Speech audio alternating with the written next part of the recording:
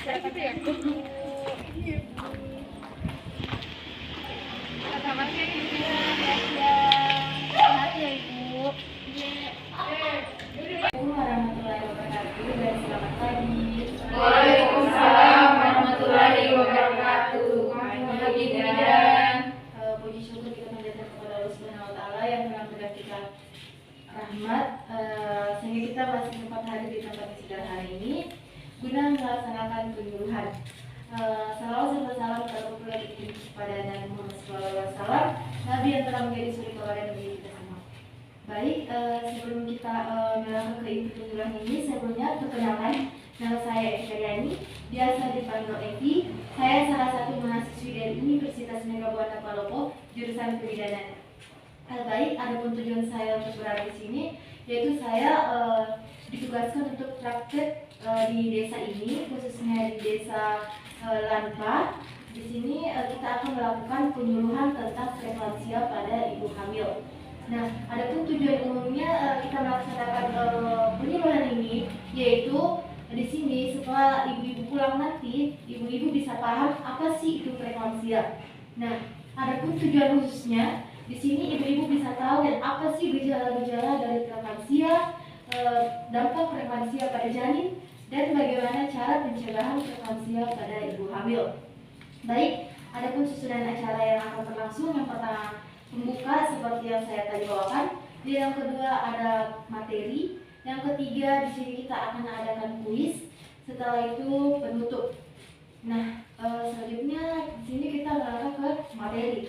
Nah, sebelum saya melangkah ke materi, di sini saya akan membagikan materi-materi yang bisa juga ibu baca sembari saya jelaskan ya ibu. Ibu tidak.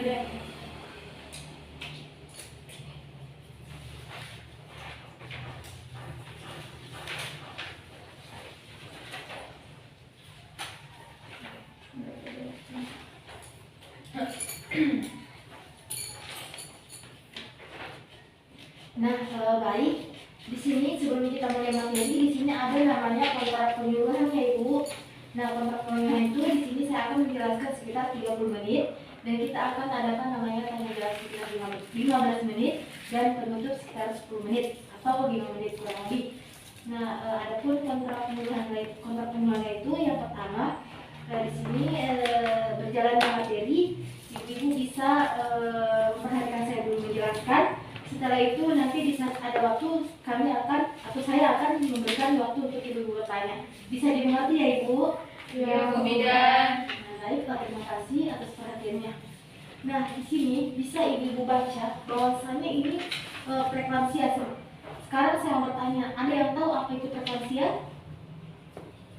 Tidak, ya, gini ibu-ibu, preeklamsia adalah suatu komplikasi atau masalah yang terjadi pada masa kehamilan yang sering terjadi pada ibu-ibu hamil.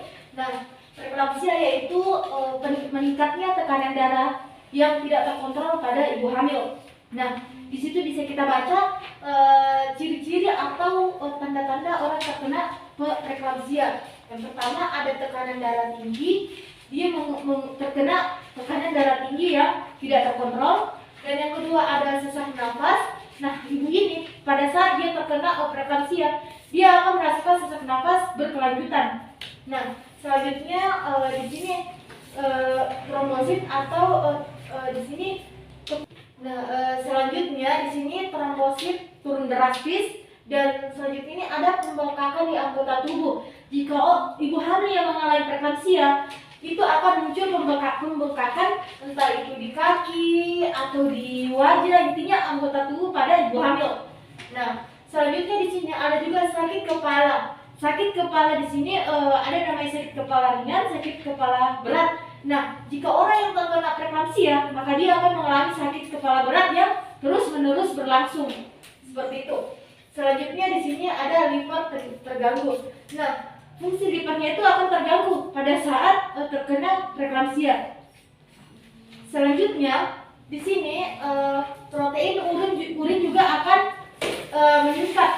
Nah, jika ibu hamil yang terkena penyakit preeklamsia atau preeklamsia peningkatan darah tinggi pada ibu hamil, di sini jika kita mengecek, nah jika kita periksa di suatu tempat kesehatan, di sini kita akan mengecek menggunakan sampel urin.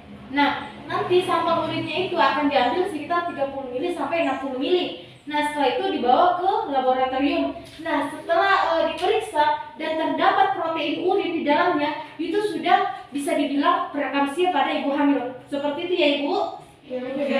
Bisa dipahami? Nah, bisa ibu-ibu lihat di sini ada ciri-cirinya, ada beberapa.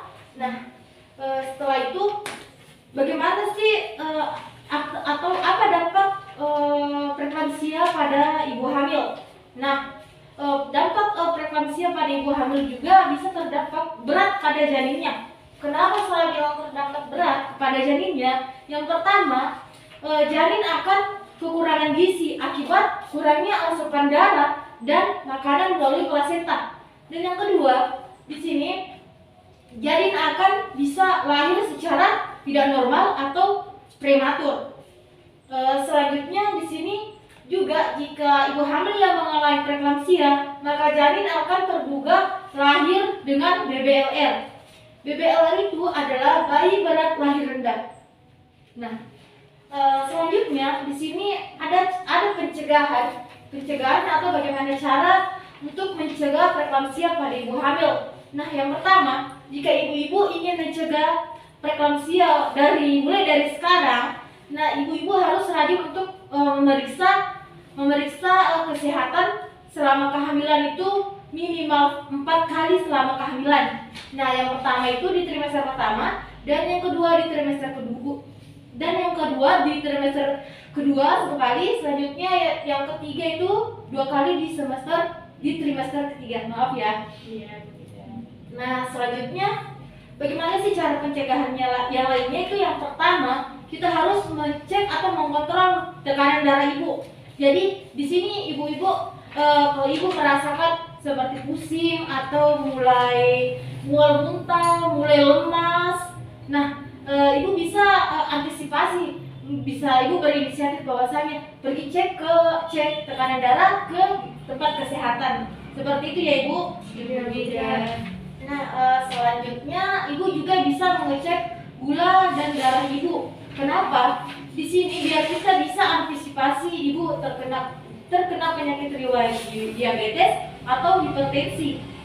Nah, jika itu semua sudah dicek dan aman, bisa jadi ibu terkena penyakit preeklamsia itu kurang. Tetapi jika ibu sudah jarang memeriksa ke bidan, memeriksa tekanan darah, jadi ibu harus antisipasi mulai dari sekarang. Seperti itu ya Ibu. Nah, dari seputar yang saya jelaskan, apa ada yang ingin ditanyakan? Sekarang saya buka untuk sesi pertanyaan buat ibu-ibu semua. Saya Bu Bidan. Ya, silakan Ibu. Bagaimana itu Ibu Bidan kalau misalkan terjadi preeklamsia? Apakah ada obat yang bisa diminum? Ya, begini ya. Sebenarnya untuk sekarang itu untuk mengatasi preeklamsia itu ya Ibu, bisa kita berikan pasien itu obat anti kejang atau obat untuk hipertensi. Atau jika dia berada di kehamilannya di trimester ketiga lalu kena riwayat preeklamsia tersebut, kita bisa langsung mengangkat janin dan plasenta seperti itu untuk menjaga keselamatan ibu dan bayinya Ibu. Seperti itu Ibu. Oh iya Bu Bidan. Ada lagi ibu-ibu? Saya Bu Bidan. Oh ya, silakan. Saya ingin bertanya Bu Bidan, di usia berapa bulan Ibu terkena preeklamsia, rentan terkena preeklamsia? Oh iya, seperti itu. Pertanyaannya sangat bagus ya. Ibu hamil mudah terkena pada usia 20 minggu. Ini mudah terkena ya Ibu, 20 minggu pada masa kehamilan. 20 minggu itu sudah masuk di trimester kedua. Dia berada di bulan kelima ya Ibu. Di bulan kelima ya Bu? Iya Ibu. Terima kasih Bu Bidan. Ada lagi yang ingin bertanya? Baik Bu Bidan. Ya, silakan Ibu. Begini Bu, apakah ibu hamil yang umurnya masih muda itu rentan terkena preeklamsia? Terima kasih ya atas pertanyaannya. Kalau masalah itu begini, preeklamsia itu dia tidak memandang umur. Dia bisa saja terkena pada umur 20-an ke atas dan bisa 30-an ke atas. Jadi di sini tergantung dari kondisi si pasien tersebut. Seperti itu. Ada lagi yang ingin mau tanya? Ya, silakan Ibu. Saya di sini mau bertanya, kalau misalnya di usia kehamilan muda itu terkena preeklamsia, bagaimana nanti? Apakah masih ada kemungkinan untuk terkena preeklamsia kembali di kehamilan tuanya atau menjelang persalinan? Ya, terima kasih ya atas pertanyaannya. Pertanyaannya sangat bagus. Nah, untuk jika dia terkena preeklamsia pada trimester pertama atau awal kehamilan, apakah dia terkena lagi di menjelang persalinan? Seperti itu ya Ibu. Nah, kalau untuk masalah itu, di sini bisa kita definisikan bahwasanya kalau preeklamsia itu meningkatnya tekanan darah tinggi. Nah, jika si ibu itu tersebut sudah terkena pada awal kehamilan, tetapi dia begini, mungkin saja dia akan terkena di menjelang persalinan. Kenapa saya bilang mungkin saja? Yang pertama, jika ibu yang terkena preeklamsia pada awal kehamilan, mungkin jadi dia mempunyai riwayat preeklamsia. Seperti itu. Jadi jika dia terkena riwayat preeklamsia sebelum itu, maka kemungkinan besar akan terjadi pada saat menjelang persalinan. Seperti itu. Iya, terima kasih. Ada lagi? Sudah tidak ada Ibu Bidan. Ya, sudah tidak ada ya. Iya Bu Bidan. Baik, nah setelah kita tadi materi, setelah kita ajukan tanya jawab, di sini saya akan adakan kuis ya, seperti kontrak penyuluhan kita tadi. Iya Bu Bidan. Nah, sekarang di sini saya mau tanya sama ibu-ibu.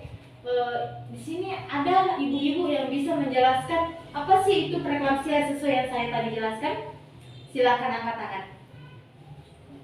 Ya, silakan Ibu. Nah, seperti itu yang saya tangkap tadi itu preeklamsia yang intinya itu seperti tekanan darah tinggi, misalnya dalam preeklamsia persalinan itu ibunya bisa kejang. Ya, betul. Itu juga tidak. Ya, betul sekali. Terima kasih ya. Ada lagi?